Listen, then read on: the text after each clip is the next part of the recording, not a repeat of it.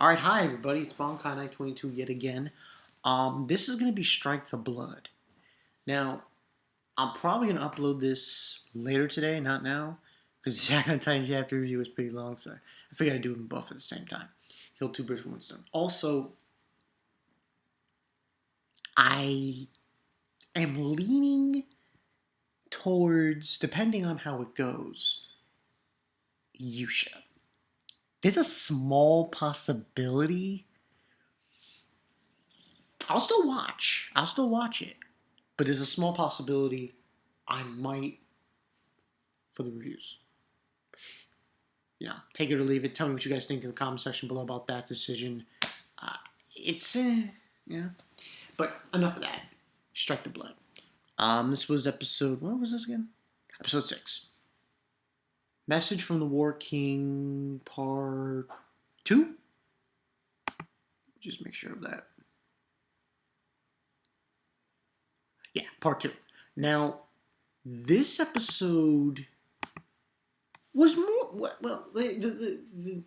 okay. There was one problem I had with this episode. Like, seriously? This one girl, like, what's your fucking problem? Like, jump off. There's this one character, I'm like, jump off. Like, seriously. Because you're fucking stupid. And you're not seeing the big picture here. You're just some stupid... Listen, to this character, why don't you go down the street and go get a rubber dildo? Really.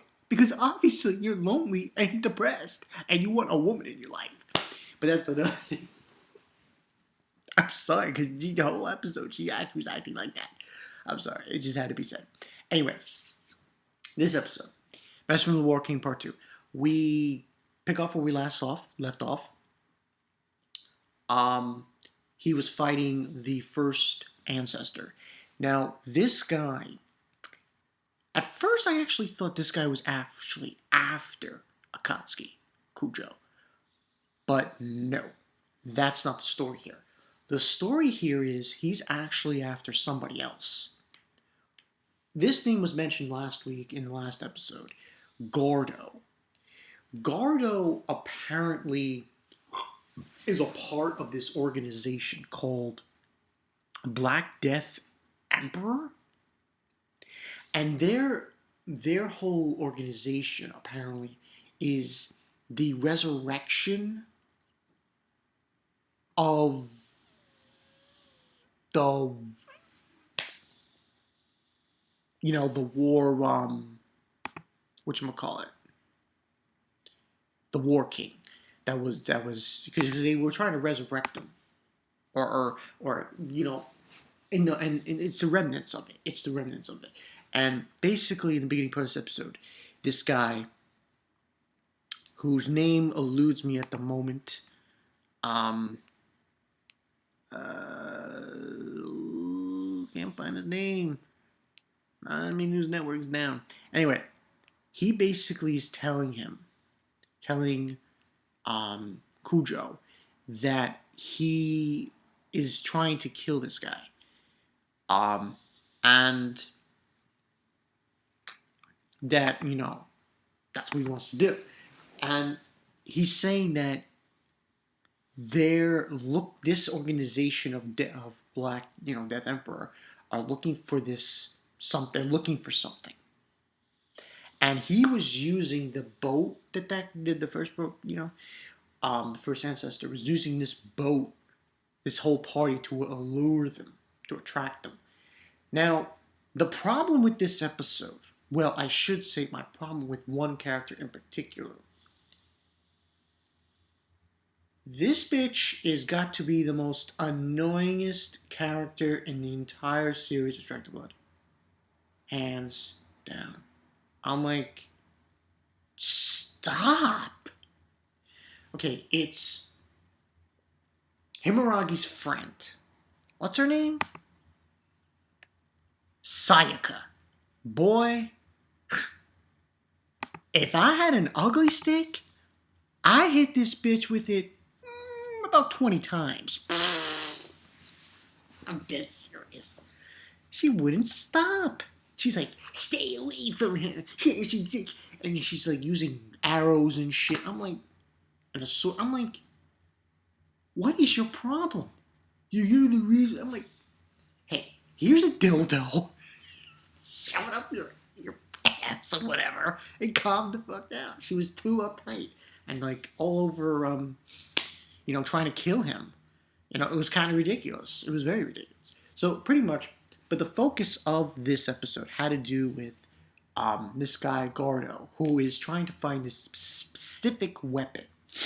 I believe last week you saw those ancient writings. That had to do with this weapon. Well, more importantly, the cryptic writings of those ancient writings, decrypting them, and finding the location of this weapon, or creating it. That was the whole bit that was shown up in this episode. Fortunately, I forgot the name of the weapon. It's very hard to say. Nilla something. Basically, it's very powerful. It's a weapon. It's a God-fearing weapon.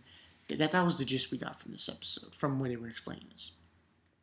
So then, during this conversation he has with the first progenitor, ancestor, Himuragi says for both Sayaka, and calls her senpai to stay out of this. She's gonna handle it. So in this episode, it seems like Himuragi was like, she was going in and saying, I'm going to take care of this situation. You all just stay out of it. And then we have that. And we go to the school and they're trying to find clues.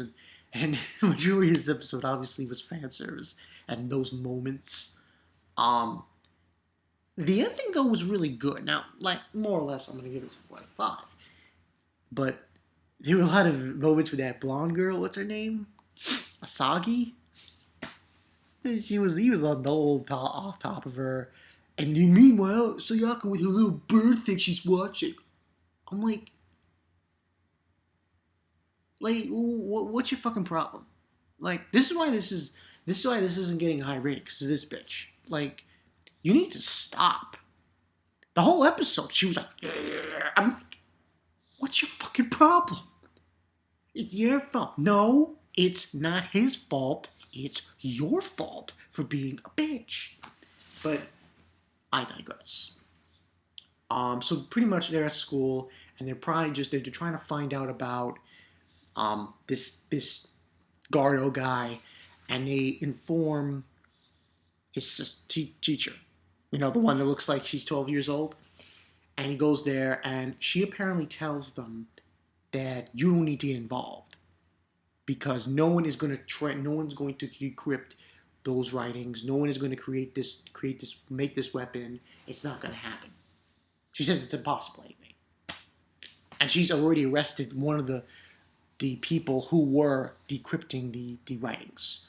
So that ends this discussion. This then leads, I'm trying to think. Yeah, this leads Koujo to talk to that Asagi girl, because she apparently she's a hacker pretty much. And it's like, and then he mentions the name of the weapon and she remembers it and realizes, something's up. There's another thing that happened this episode that very much intrigued me, which I think later on is going to come to fruition. His friend, well, Koujo's supposed friend, Motoki. Watch out for this guy. Yeah, watch out for this guy. This guy's going to show up soon. Sooner than later. He's going to make a big impact in this show, I have a feeling. Because he's like tailing them as they go to the student council office. And they go in there and they're researching the weapon and they find it. You see a picture of it. It kind of looks like it's kind of weird looking. It's like this tank ant thing. It was very strange looking.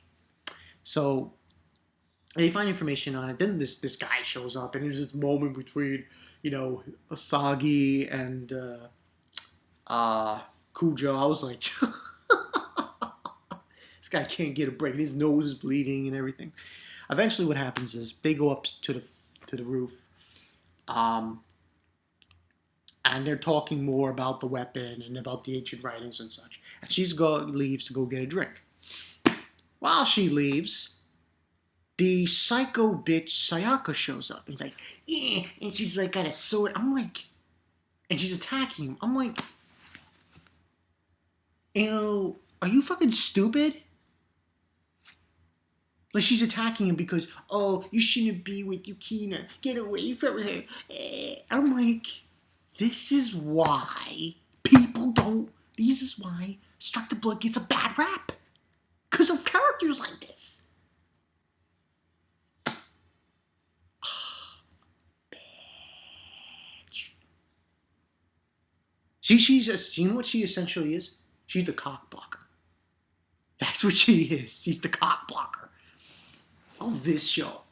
And she's attacking him. It's your fault that Yukina had to get involved with this case. I'm like, no, it's not his fault. She's part of the Lion King organization. They ordered her to do this. Are you fucking stupid? Or what? Anyway, she has a fight with him, and eventually what happens is she strikes Koujo, and blood comes out of him, and he starts transforming into a vampire. His eyes goes red, everything's red, it's like a big blast of power, and I'm like, you stupid idiot! No. Baka. Talking to you, Sayaka. Baka, baka, baka, baka, baka, baka. So, and then all of a sudden, while that occurs, the other girl, the blonde, Asagi, she shows up, and we're left with that scene. And he realizes she's going to witness it. And the preview really had me going. I was like, yeah, you tell him. Himaraki says, she's blaming her senpai and Sayaka. Yeah, but I'm blaming Sayaka because, seriously, how fucking stupid are you? Why are you doing this? You get her involved. I'm like, no. Hey, come here, Sayaka. Hey, you got those arrows? Do me a favor. Can you take those arrows and put them in your head? But you know what? Why don't you take the arrow and put it... Jesus Christ, this character is just... The whole episode, I'm like, oh man, can someone just kill her already? I'm sorry. She's just so unbearable. That had me going. But, good episode still. I like the fact that in this episode, last thing I'll probably say for this one, is you had the recursor of this guy, his friend, and also, I forgot to mention also, while they were fighting, these guys came up in a van, and we see a picture of Asagi, and I was like, oh, so that's going to prelude to next week's episode. Next week's episode is going to be really good. It's going to be really hard for me not to give it a really high rating, but we'll see how this develops. But the only thing I have to say is, Sayaka, you ruined this episode for me. You ruined it with your cock-blocking ways. Sayaka, jump the fuck off. Get the fuck out. You're a bitch, But, hey, that's where I see it. But I have a feeling, guys, for next week, the episode's going to be better. A lot more action going on.